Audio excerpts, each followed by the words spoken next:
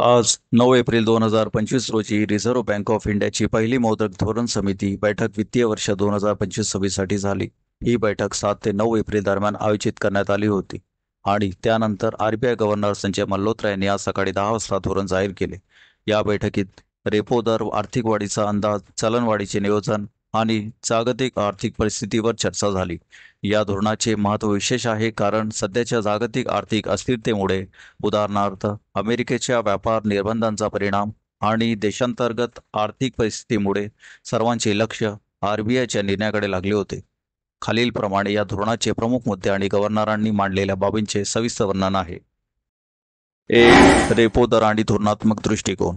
या बैठकीत आरबीआयने रेपो दरात 25 बेसिस पॉईंटची कपात करून तो 6.25% वरून 6% वर आणला. हा निर्णय एकमताने घेण्यात आला असून यामुळे बँकांना आरबीआयकडून कर्ज स्वस्त मिळेल, ज्याचा परिणाम कर्जाच्या व्याजदरांवरती होऊन सर्वसामान्यांना फायदा होईल.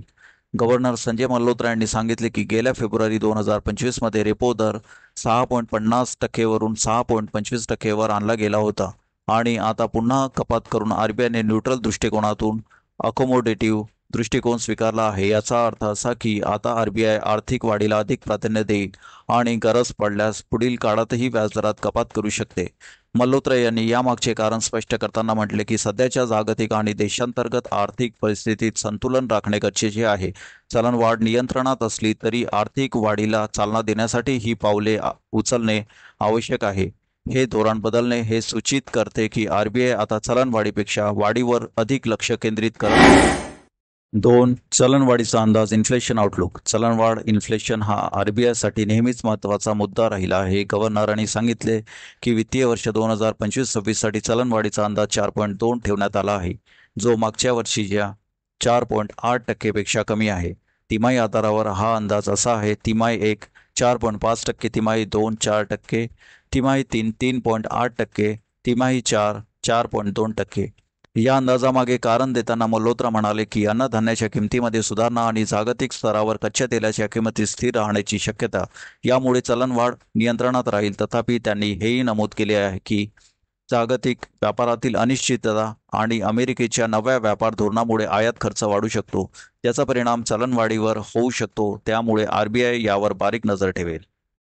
3. आर्थिक वाढीचा अंदाज, जीडीपी ग्रोथ प्रोजेक्शन. आरबीआयने वित्तीय वर्ष 2025-26 साठी जीडीपी वाढीचा अंदाज 6.60% ठेवला आहे, जो मागील बैठकीतही तसाच होता. तिमाही आधारावर हा अंदाज खालीलप्रमाणे आहे: तिमाही 1 6.60%, तिमाही 2 60%, तिमाही 3 6.5%, तिमाही 4 6.5%. मल्होत्रा यांनी याबाबत सांगितले की भारतीय अर्थव्यवस्था मजबूत आहे आणि जागतिक आव्हानामध्येही ती टिकून आहे. खाजगी वापर आणि शेती क्षेत्रातील सुधार यामुळे वाढीला आधार मिळेल.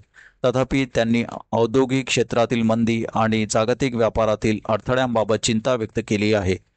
अमेरिकेच्या नव्या टॅरिफ धोरणामुळे भारताच्या निर्यातीवर परिणाम होऊ शकतो, त्यामुळे जीडीपी वाढीवर 0.2 ते 0.4% परिणाम होण्याची शक्यता त्यांनी वर्तवली. 4. जागतिक आर्थिक परिस्थिती आणि रुपयांचे अवमूल्यन, global economy and rupee depreciation. गव्हर्नरांनी जागतिक आर्थिक परिस्थितीवर भाष्य करताना सांगितले की अमेरिकेच्या व्यापार धोरणामुळे जागतिक बाजारात अस्थिरता वाढली आहे. डॉलरच्या मजबूतीमुळे अनेक उदयोन्मुख अर्थव्यवस्थांच्या चलनावर दबाव वाढला आहे. भारतीय रुपयानेही गेल्या काही महिन्यात 87.59च्या निच्चांकी पातळीला स्पर्श केला होता. या संदर्भात मल्होत्रा म्हणाले, आरबीआय रुपयाला विशिष्ट पातळीवर ठेवण्याचा प्रयत्न करत नाही, परंतु अति अस्थिरता टाळण्यासाठी हस्तक्षेप करेल. त्यांनी हेही स्पष्ट केले की रुपयांच्या अवमूल्यनाचा प्रभाव जीडीपी अंदाजात समाविष्ट करण्यात आला आहे आणि आरबीआय यावर सतत लक्ष ठेवून आहे. जागतिक अनिश्चितता ही भारतासाठी सर्वात मोठी चिंता असल्याचे त्यांनी नमूद केले. 5. बँकिंग क्षेत्र आणि लिक्विडिटी. बँकिंग क्षेत्राबाबत बोलताना मल्होत्रा यांनी सांगितले की व्यवस्थेतील लिक्विडिटी पुरेशी आहे. बँकांचे आर्थिक निकष मजबूत आहे. क्रेडिट डिपॉझिट रेशो जानेवारी 2025 मध्ये 80.8% होता, जो सप्टेंबर 2024च्या तुलनेत स्थिर आहे. तथापि त्यांनी बँकांना सायबर जोखीमापासून सावध राहण्याचा आणि ग्राहक संरक्षणावर भर देण्याचा सल्ला दिला. त्यांनी लिक्विडिटी कव्हरेज रेशो आणि एक्सपेक्टेड क्रेडिट लॉस नियम लागू करण्यासाठी बँकांना पुरेसा वेळ देण्याचे आश्वासन दिले. या नियमांचा अंमल कमीत कमी 31 मार्च 2026 पर्यंत होणार नाही, असे त्यांनी स्पष्ट केले. 6 इतर महत्त्वाचे मुद्दे. क्रिप्टोकरन्सीबाबत भूमिका. आरबीआयची क्रिप्टोकरन्सीवरील भूमिका बदललेली नाही. मल्होत्रा म्हणाले, इतर देशांच्या धोरणामुळे आमची भूमिका बदलेल असे नाही. बजेटचे समर्थन. फेब्रुवारी 2025च्या केंद्रीय अर्थसंकल्पातील कर सवलतीचे स्वागत करताना ते म्हणाले, यापुढे चलनवाढीवर फारसा परिणाम होणार नाही, परंतु वाढीला चालना मिळेल. फिनटेक आणि डिजिटल पेमेंट.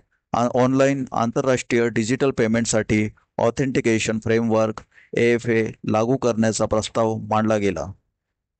निष्कर्ष. आरबीआय गव्हर्नर संजय मल्होत्रा यांनी आजच्या धोरणात आर्थिक वाढ आणि चलन वाढ यांच्या संतुलन राखण्याचा प्रयत्न केला आहे. रेपो दरात कपात, अकोमोडेटिव्ह दृष्टिकोन आणि जागतिक परिस्थितीवर लक्ष ठेवणे हे या धोरणाचे प्रमुख वैशिष्ट्य आहे. त्यांनी भारतीय अर्थव्यवस्थेची मजबूती अधोरेखित केली, परंतु जागतिक व्यापारातील अनिश्चितता आणि रुपयांच्या अवमूल्यनावर चिंता व्यक्त केली. पुढील बैठक जून 4 ते 6, 2025 दरम्यान होईल आणि त्यावेळी आणखी दर कपातीची शक्यता तपासली जाईल. या धोरणामुळे कर्ज स्वस्त होऊन ग्राहकांना आणि उद्योगांना फायदा होईल, परंतु जागतिक आव्हानामुळे आरबीआयची पुढील पावले महत्त्वाची ठरतील.